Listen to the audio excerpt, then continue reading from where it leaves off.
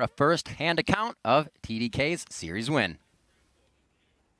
Thank you, Riv. I'm joined by Kez and Alex each after a 3-1 victory, slightly shorter series than the previous one today. So first of all, congratulations. Kez, I'm coming to you. You're back in the LCS. You've made it. I just want to know how it feels, this journey through the challenger scene and arriving back to the big stage. It feels great. It's actually my third time relegation, and it's actually so happy that I can actually win a relegation match. Now, did this series, there's obviously a lot of planning and preparation that goes into approaching a best-of-5 series. Did this play out the way you expected, or did things catch you off guard this time around? No, not at all. Like, it didn't play out as we thought. Like, we didn't really do, like, much thinking before this game. Like, we would just, like, do, like, whatever we wanted, and then whatever we felt like. Just, like impromptu there.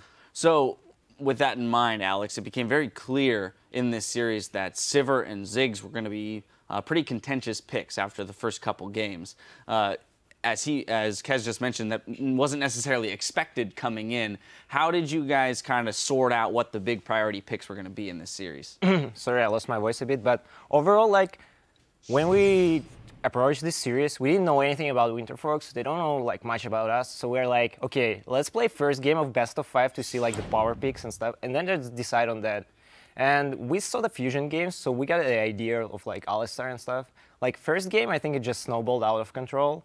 And, like, starting from second game, we started to understand, like, what are the priority picks and what is, like, you could see, like, them picking Seer, and they're, like, raking on us. And, like, we understood that we can do the same. Pretty much about Ziggs and everything. So we knew, like, further in series, we started to know what kind of comps we want. And if they go, like, for, depending on what comps they are going for, we can counter it. So, like, we knew there are three possible first picks in the last game. It's Sejuani, Ziggs, or Alistar. And we're like, the best for us was Ziggs. So, and after he picked it, we just knew what to pick after it. Well, so now I'm going to continue on that line, because after picking Ziggs, you pick up Cog. And in this series, you played Corki, Urgot, Ziggs, and Kog'Maw. So 4 champions coming in for you. And having been a sub for this team, I'm going to assume that there wasn't as much practice as one would normally have had wanted, especially between a jungler and a mid laner, right? Where generally there's a fair amount of synergy to be had. When you're pulling out 4 different champions in limited practice time, what was that dynamic like, working with the two of you, but with little time and so many champions? You know, right now the meta is so strange. It's like everyone is picking tank jungler, and it favored us a lot because they can't do much, like, pressure or anything, and we're just getting a lot of wards around the mid lane, so we can free farm. So if I get counter pick, Kog'Maw is scaling better than Ziggs, so we just, like, he's farming, I'm farming, and I'm getting better. And overall, I like to pick different champ every game. It looks so cool. Well, this tank meta has developed and is pretty established now.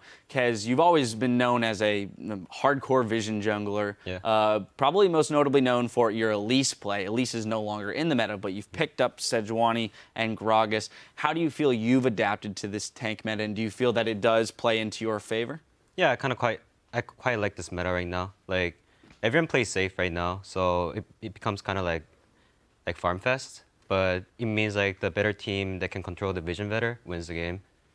And do you feel that the entire team has the vision capabilities that can compete at the top of the LCS tables? Or is that something that you guys still need to?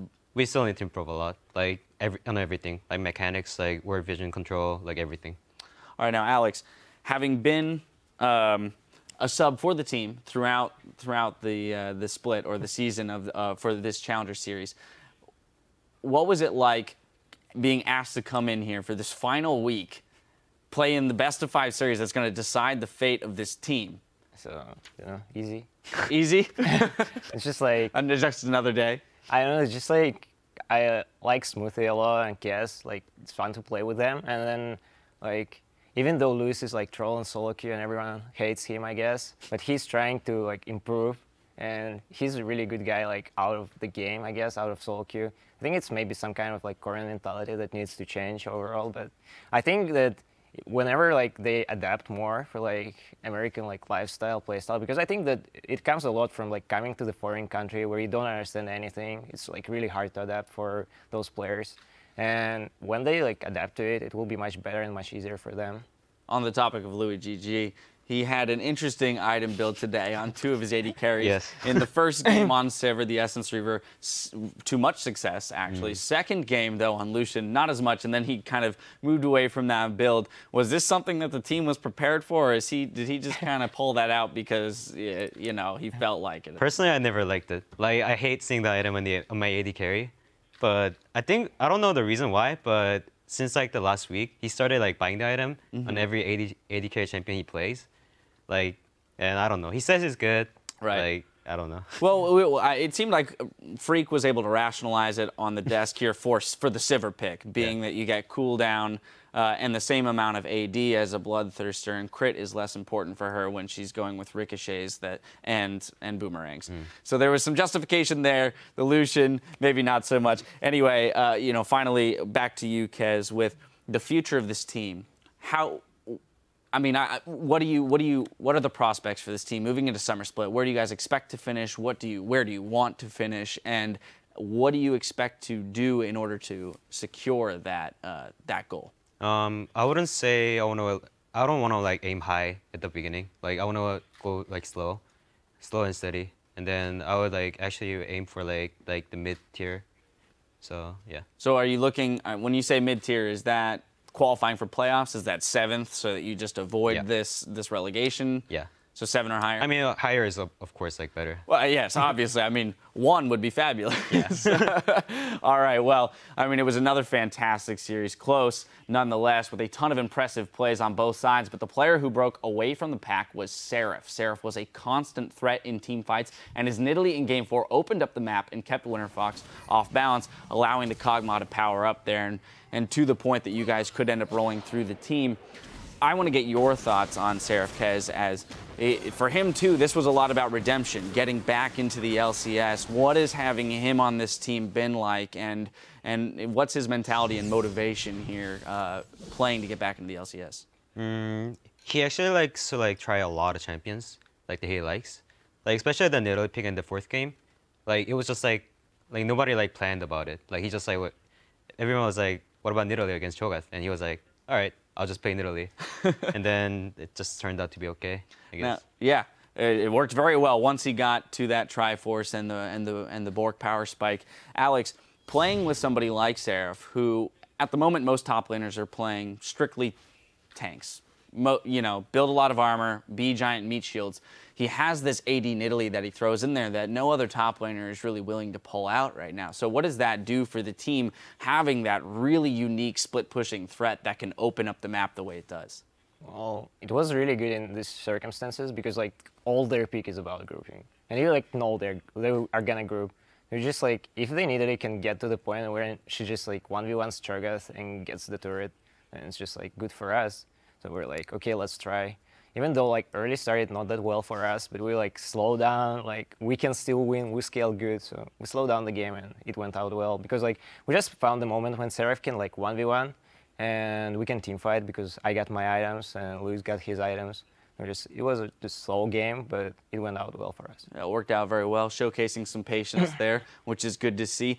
Anyway, gentlemen, I want to congratulate you again on the victory there. Congratulations on qualifying for the LCS, the only challenger team to actually make it up there through the promotion tournament. Let's take a look at the teams that will be making up the 2015 North American LCS. Team Dignitas and TDK have successfully won their spot in the upcoming summer split, along with newcomer Enemy Esports. They won 1st place in the Challenger Series and an automatic spot. They will face off against the returning squads like Team Solo Mid, Gravity, and Cloud9.